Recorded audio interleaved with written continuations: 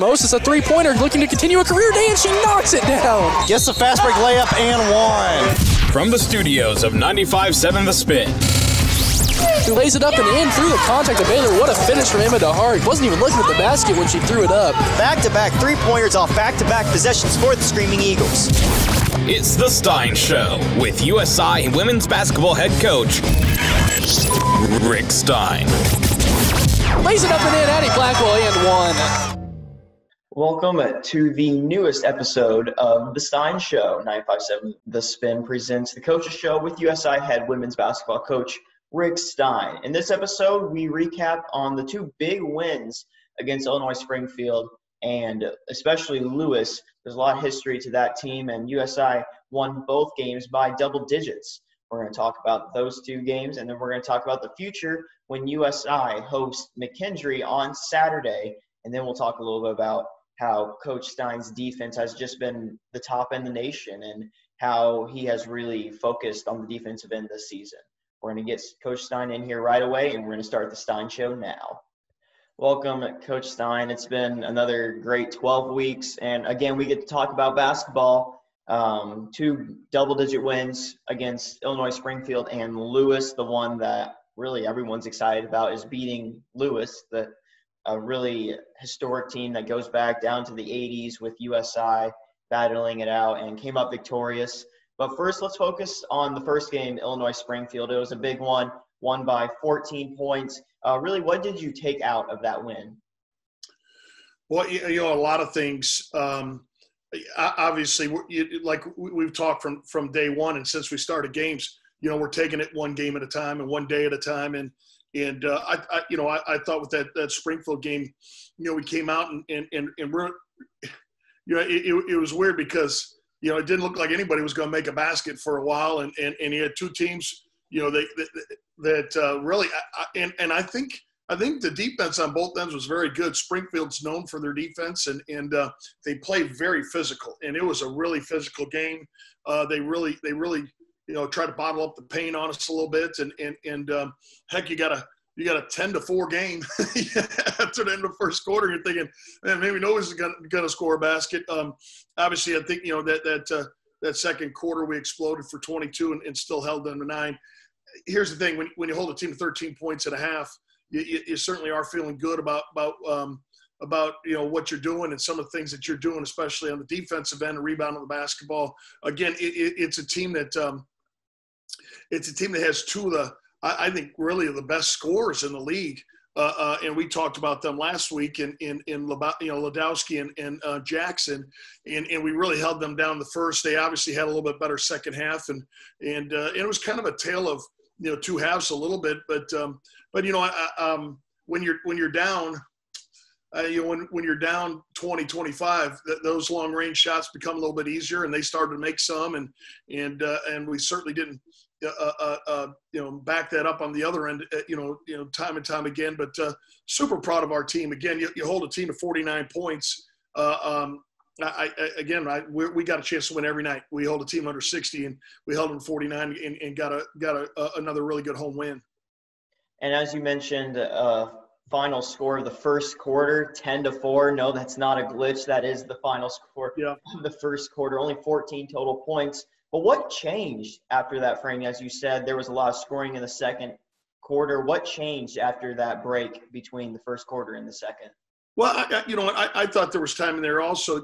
We turned the ball over a little bit too much. We ended up with 21 turnovers for the game, and when you turn the ball over, you don't have a chance to score, and you don't have a chance to go get offensive rebounds and putbacks and things like that. So, and again, I mean, you got to credit Springfield. I think they're a good defensive team, and they're going to be hard to score against. I think for anybody that plays against them. They're big and physical inside. They got good athletic, guard play, and they're coached that way too.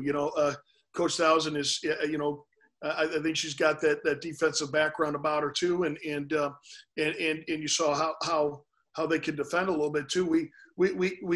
I think we got better when we just started to run better offense. When we just started to get deeper into our offense, we thought we were going to make one pass or two passes and have an easy open shot, and it's not the case, especially in this league, especially with certain teams in this league. So we really had to get after it on the offensive end, and had to work harder for each other. We had to run better offense, and I think as we moved into that second quarter, even in the third quarter, I think we definitely did, and obviously, we got away from a little bit and ended up, finishing off a really good home win. And you mentioned the turnovers against Illinois Springfield, 21 total, and then 19 against Lewis. What needs to change to prevent the turnovers? Yeah, those numbers are just too high for us. And the positive thing, against Springfield, we forced them, into 25 turnovers. And of course, Lewis, we ended up holding them to 52 points also. The thing is when you're turning the ball over, a lot of times you don't have a chance to defend. And I think that's what happened with our Lewis game there. We had a lead, in that first half. I think it was, gosh, I can't even, what was it? I mean, we had a good sized lead against them, but then it dwindled fast because we had about 7 turnovers in about a stretch of about 6.5 minutes. And when you turn the ball over, then they're going down and just making open shots. They're making easy layups. They're fueling their fire, and we don't have a chance to defend. You're turning it over, especially in the full court, and we just got a little sloppy with the ball. So, obviously, early in the season, work in progress, and our assist to turnover ratio has got to get a little bit better, and our turnover margin's been really good. I mean, we're forcing teams into more turnovers than we're getting, so that's a good thing. That's got us, in a pretty good place in our league too. But again, that's a lot of that too is just repetition. Game speed, game movement that again is all GLVC play now, so it's at the highest level, and we got to just do a little bit better and be a little bit tougher with the basketball. A stat I think you're most proud of is definitely the rebounding. You've been out rebounding every single one of your opponents. Lewis was the exception, was out rebounded by, I think it was about 9, but every other game it's been really double-digit rebound margin. What needs to happen to keep that margin on the positive side throughout the season? Yeah, just a quick note. It was Springfield who got us by 9, and then we bounced back against Lewis and rebounded the ball really well. So, yeah, talking two teams here. So I'm getting the numbers mixed here too. But I think that that Springfield team came in here as number 1 in the league in rebounding, and they showed how good they were at it. And they ended up with 14 second shots against us, and that's too many. Obviously, we want to. We want to certainly try to bring that number down. Then to bounce back against Lewis, and we out rebounded Lewis 46-33. And I thought we really did such a better job on the glass, and I think it definitely helped us to get a W. So the rebounding thing is it's something like you and I've talked over shows that we've had here over the last few weeks. How the mentality of it and how much we're working on it, and we got plenty of rebounding drills and scenarios, and we're putting the emphasis on it. And for the most part, really, I mean, of 3 of the 4 games, we've won that battle, and hopefully we can continue to do it, the same way. Audrey Turner got the start against Illinois Springfield, had a spectacular performance, tied her career high with 13 points. Could you talk a little bit about her performance against Illinois Springfield, and then why you put her in the starting 5? Yeah, no, I thought Audrey's play the week before was really good too, and warranted her moving in. And again, keep saying this. You and I have talked. We've been doing this for a lot of weeks now, but the mindset for us and our team, I want them all competing for minutes and competing to want to be in that lineup and be in there as much as they can. I don't think any of them get caught up on starting or not. I certainly want them to work hard to try to get their name called early. But that week before, I think, one of the things as I'm trying to think of the game as we pulled away from William Jewell, Audrey was really controlling the paint. I think she had 5 block shots, and I think she must have had 5 or 6 changed shots in that game. And again, she's been playing good basketball. And again, I certainly felt good about putting her in there, and I think she did a good job in both our wins this week, and as well as our team did, and to get a win. But yeah, I mean, career high in points and the number of rebounds and blocks and change shots are the things that we talk a lot about. One of the things about Audrey too, she knows how to communicate. She knows how to help us on both ends of the court with her communication, but also with, a lot of times you don't think about communication, you think offensively. This is her fourth year running our offensive stuff, and she can really, she's done a good job these first couple weeks of the season helping us flow into next options and different things that we like to do in our offense. And a lot of times you just think, well, she's down low getting things done. No, she's in different areas and positions on the court that can help us to flow our offense. So I think she's done a good job of it here early.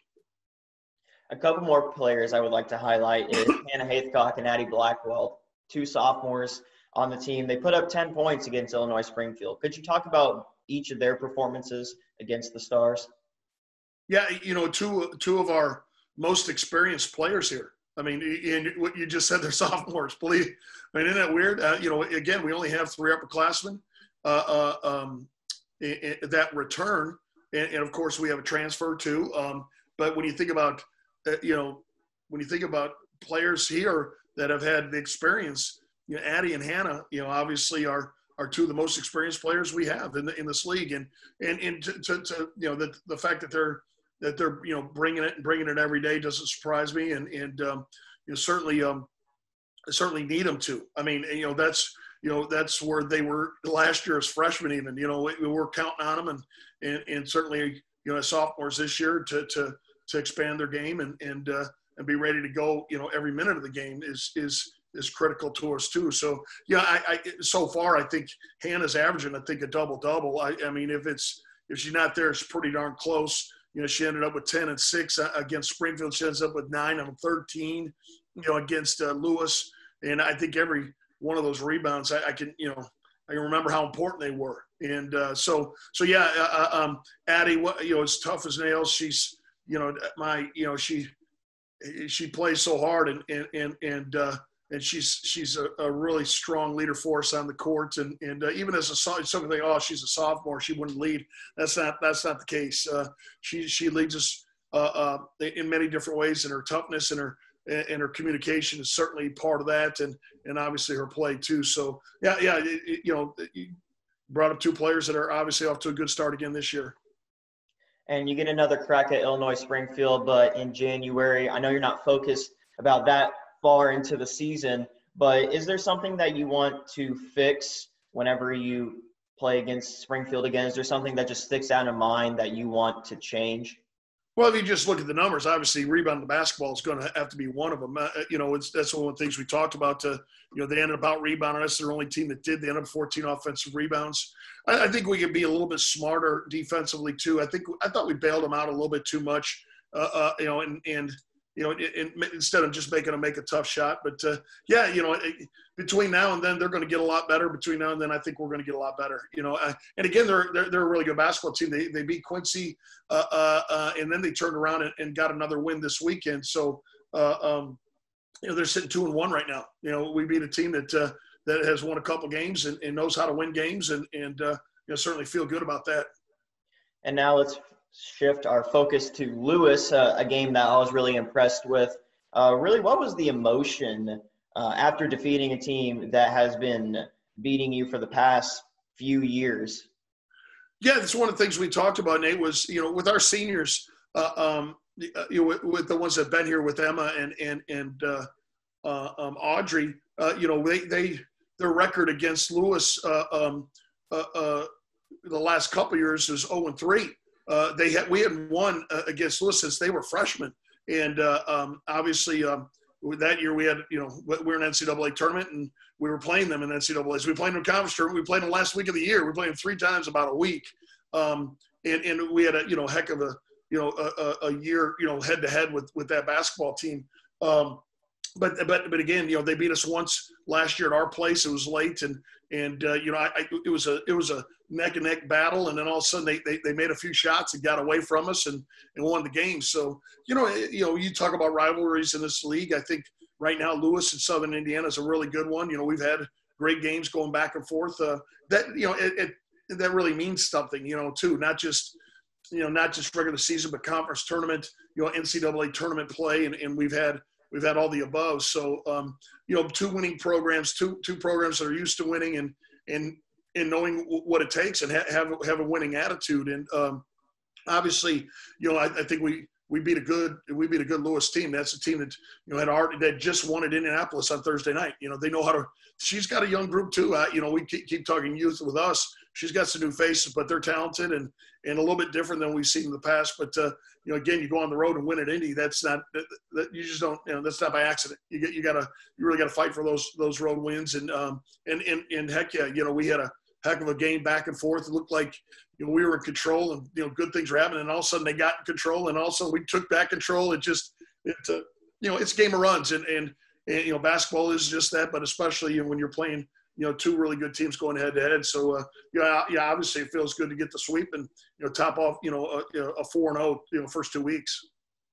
And what was the biggest takeaway with the win against Lewis? Yeah, one of the things that I've stressed with our basketball team and the importance of how they all come together. We keep talking about that 60 points, and we want to keep teams below 60. And certainly proud of our team right now. We're number one in scoring defense. We give up 52.8 points a game. Number two is at 61.8. So in our first 4 games, we're not only holding under 60, we're holding, we're number one in the league in defense when it comes to points allowed, as well as field goal percentage defense. 31%, we're number one. Those things feel good. One of the things that we talk about is that 60 points, but also out rebounding, and we did with Lewis, but limiting turnovers too, and the importance of that to be able to not only get shots and be able to do what we want to do on the offensive end, but also to limit opportunities for the defense and especially the opportunity to get easy ones. Because again, we had a stretch where we were leading the game. I think we were up 21-10 with about 6.5 minutes left in that second quarter, and then we turned the ball over 7 times, and we missed 2 layups, and we missed a free throw, and we turned the ball over 7 times in a matter of 6.5 minutes. And all of a sudden it was 21-10. All of a sudden we were down. We were down at half. They were on a run, and they ended up scoring a good amount of points in a 14-minute stretch where it was the end of the second, the beginning of the third. They ended up with 31 points. Well, the rest of the game only scored 21. The thing is, if you're turning the ball over, you're having a hard time to defend. You can't get back. You're giving them easy ones. They made a lot of. I think they had 12 points off our turnovers in that first half, and I think they were all in that 6.5 minutes.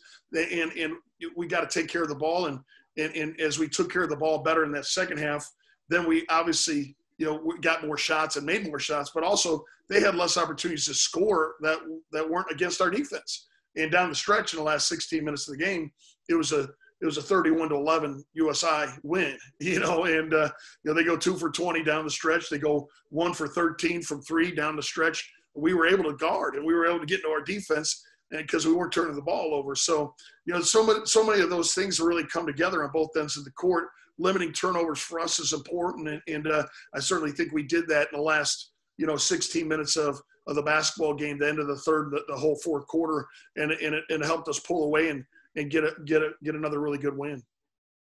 Emma DeHart had 14 points against Lewis, but you talk about her determination and leadership on the court, the statistics that don't show in the chart.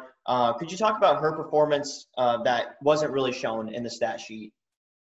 Well, I think Emma brings those every single day, and her leadership and her toughness and the little things that aren't little things, the things that really matter. I think right now she leads our team in charges taken. A senior guard that not even thinking twice about it. Those are example things that if a senior guard that that's been in the league for a long time and obviously was an all-league player last year, isn't afraid to step up and take charges for our basketball team, whatever it takes to win the game. And I think you're seeing whatever it takes with Emma and the challenge of being consistent, be ready to do it every single day, but not even every single day, every second of every game, because you get to a point where it's like, okay, you can't you can't have bad possessions. You can't have a bad, a play. You can't have a bad, scenario. And obviously, Emma's on every team scouting report. They know who she is. So she's not hiding from anybody. You can't hide from anybody. They know the kind of player she is and how important she is to our team. So she's getting everybody's best. And obviously, what an outstanding start. You look at, against, Lewis, it's 14 points, 4 rebounds, 4 assists, a steal. How important is it? Extremely. And, her play's been really good here to start. But I wouldn't have expected anything else. She really came in so ready to go and focused, and her game is better. And I know we talked about her. She was on our show here, a while back, and the best is yet to come with her. And I think we're starting to see it right now for sure. Another player that I would like to highlight from the Lewis game was Tara Roby, a sophomore, had a very solid performance, put up 10 points. Could you talk about her role coming off the bench whenever she was actually a starter in the first game against Rockhurst? Yeah, and she started the first couple games that week, and this week we brought her off the bench. I thought her energy was unbelievable. I mean, I hate to use too many crazy words, unbelievable, amazing, but I mean, I thought she really brought so much energy and so much work. And obviously it showed up in stats also. It showed up in good play and points and rebounds, all the above. But she was such a factor when it comes to her effort and her toughness and her defense. Some things defensively don't always show up, but we have her defending in multiple places on the court. And I thought our bench was great. Overall, I thought our bench was great. We outscored Lewis from the bench 20-11, and certainly was a huge part of our success when it comes to our bench. And that's up and down. Obviously Tara, you certainly talking about her for a reason, because she had a great 17 and a half minutes. But I thought our bench, from top to bottom was really good, and our depth really came into play, and, proud of our team win. Now, as you mentioned earlier, that Hannah had 13 rebounds, a career high against Lewis. She's actually top 25 in the nation in defensive rebounds.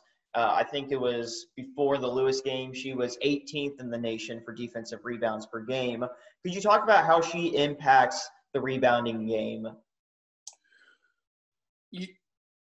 Yeah, when I think about some of the rebounds she got,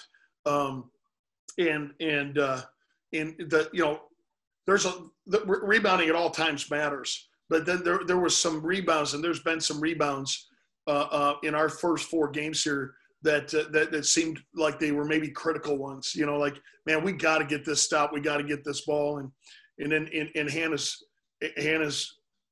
arms above and snatching that thing out of the air and getting us a big defensive rebound and getting our break going the other way. Huge for sure. I mean, 11 defensive rebounds yesterday or on Saturday. Every single one of them needed, and they were all in big moments, because it was a barn burner, for a lot of that game, and we had a lot of tight possessions. It was a possession game; they all mattered, and obviously, getting double-digit rebounds in this league is hard to do every once in a while. I mean, it's hard to do every once in a while, but to be averaging it right now just is really good. So certainly proud of her and her play, and obviously rebounding's been a main focus and factor for us as a basketball team. She's doing a really good job of it. And Addie Blackwell went down with an injury late in the Lewis game. Do you happen to have an update on her condition? Yeah, she tweaked that ankle, and it was an ankle she had already tweaked, and so yeah, boy. She was really hurting, and it was one of those where she went down, and then a few minutes later I heard on the bench, hey, Addie's good. She says she's okay to go, and I'm thinking, man, how tough is she? We've talked about Addie already. Heck, like I said, she played about 3 or 4 weeks with one hand because she had a broken finger on her left hand.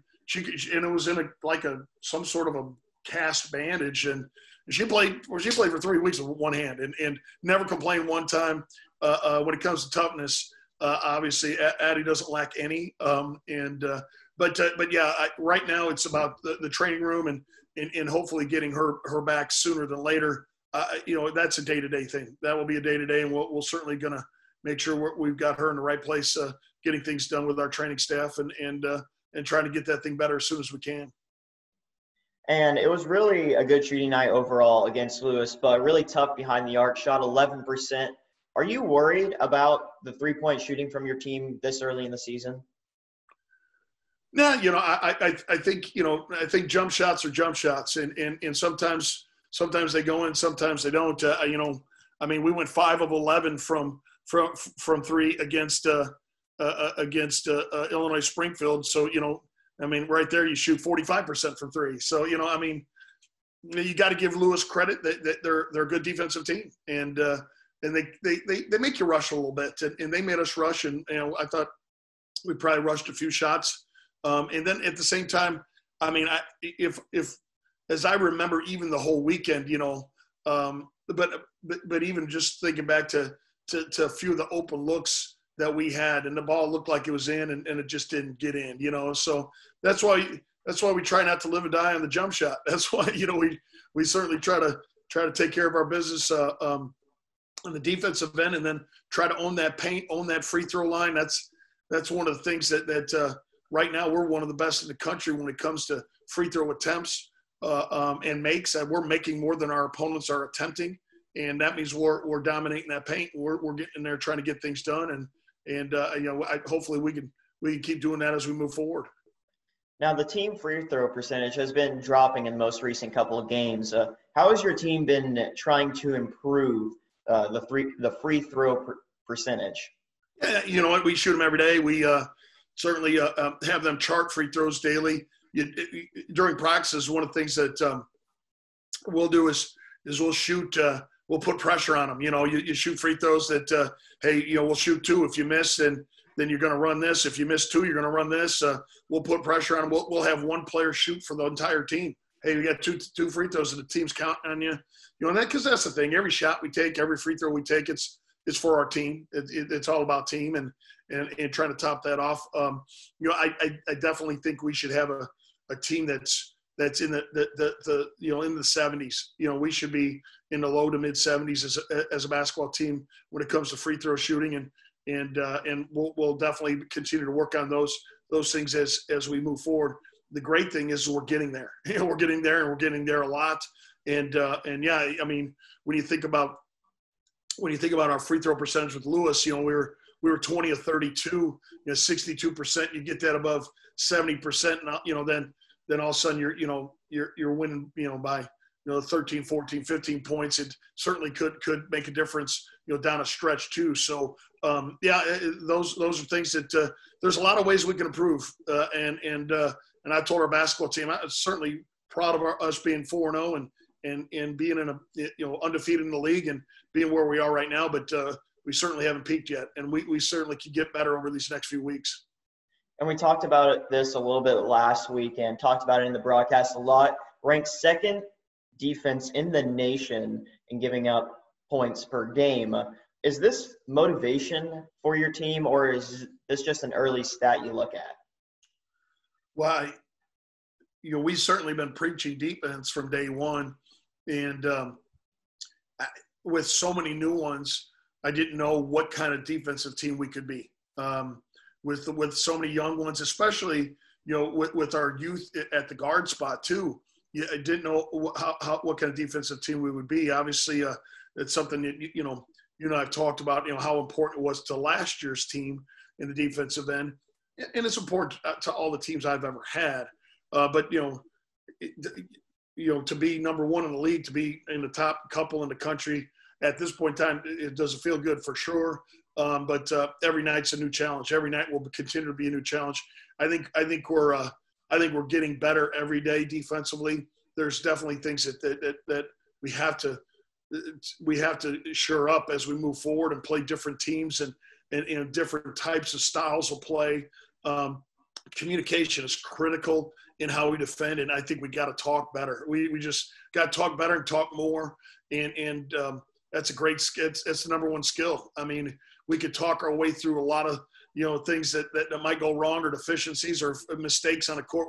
If we communicate, we can get through those things. And again, we'll use practice times, that we have this week and next week, for that. We're a little, we're a little short on, I know we don't play till Saturday, but it's finals week for us. We're student athletes for sure. We're students first. And we won't even be on the court today. We won't have any practice time on the court today. Obviously getting off to a good start in these finals and take care of business. We got to make sure we're smart with our time. We don't need to be, overwhelming, in gym time as they're trying to finish off hopefully a great semester in the classroom too. So yeah, a lot of things you balance and we're certainly doing that right now. I'm glad you mentioned the finals week. It's tough for all of us USI students, but as you said, taking practice, not having any practice today for finals. Is there anything else that you're doing to help your athletes prepare for the classroom as this is coming up to finals week?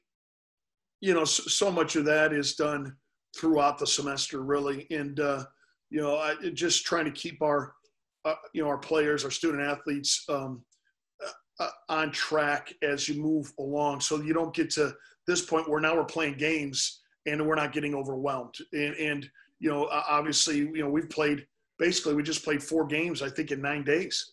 And it's the 2 weeks right before finals. So is it easy? Heck no, it's not. And it's as a student and as a student athlete, it's not any easier. The time frame and time that they're putting in on the court is real.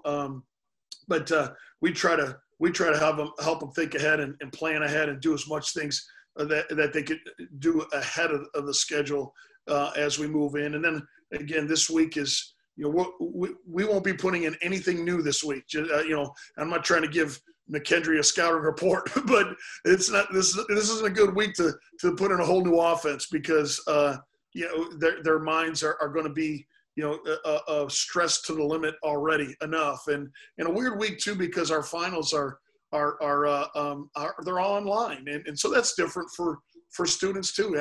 Usually we're in the classroom and we're taking care of business in there, and now they're finishing up not only tests but papers and projects and all these things that are due and trying to trying to get this stretch run done. So I remember those days. They're a while ago now, but they're not fun. And I remember how hard it was being a student athlete, doing it during my playing days, and certainly haven't forgotten. And I know what our kids will go through this week, and we'll try to do everything we can to help them finish strong like they want to finish in the classroom, and then but still try to get ready for the next one on Saturday. And the next game is McKendree this Saturday at 1:00. How are you going to prepare for the Bearcats this week? Well, we probably won't even discuss McKendree until midweek. Today, again, we're not on the court tomorrow. I think it'll just all be about us getting some good reps in and some skill work, some shots.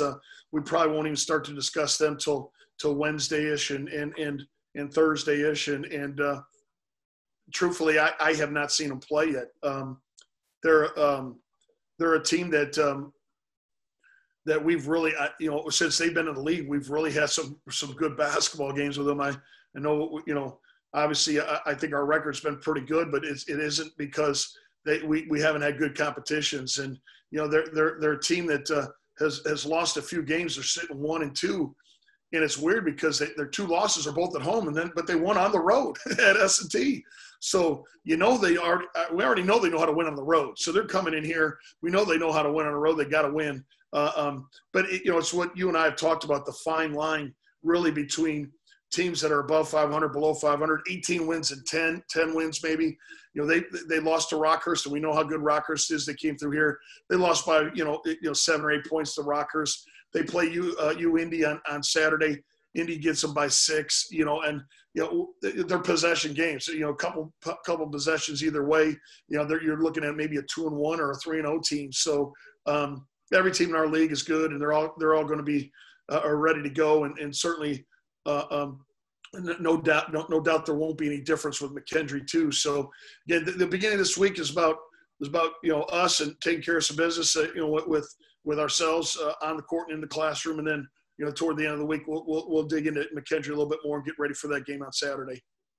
And for my final question of the show, I just want to mention that this is the final home game of 2020 until you get into 2021, a whole new year, and then you're on the road for 4 straight ball games. Do you think not being at home will affect your team's playing style in any way, shape, or form? Well, I hope it doesn't affect our style and who we are. I mean, I think USI basketball and how we played is pretty strong, and I think this team is certainly bought into it, and I think it's got us off to a great start. We're sitting 4-0. I think there's only 3 teams in the league that are undefeated right now. We're one of them. Home games are important. You got to take care of business at home, because when you go on that road, it just gets harder. And with things and how they're going right now, there's going to be there just like when you look at going to Indy in a couple weeks, and I haven't thought about Indy 1 second, but I know we're not going to have a shoot around in their gym, so I know we're not going to get in their gym before game time, before that hour and a half before game time. So those are different scenarios. Those shoot arounds you get in, and those are things that we always did. Now we don't.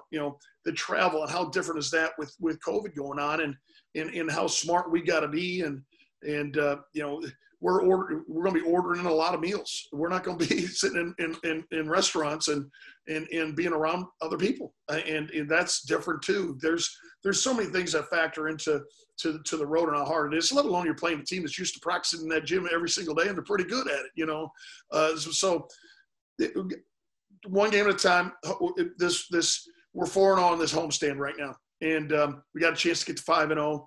That's our mindset right now, because we know after that, then we're going to have to take the show on the road, and we're going to find out how hard it is, and we know it's not easy, and every place we go to will be tough, and we'll talk about it. Obviously, we'll be talking about Indy next week, but hopefully we're talking about them being 5-0 and not 4-1.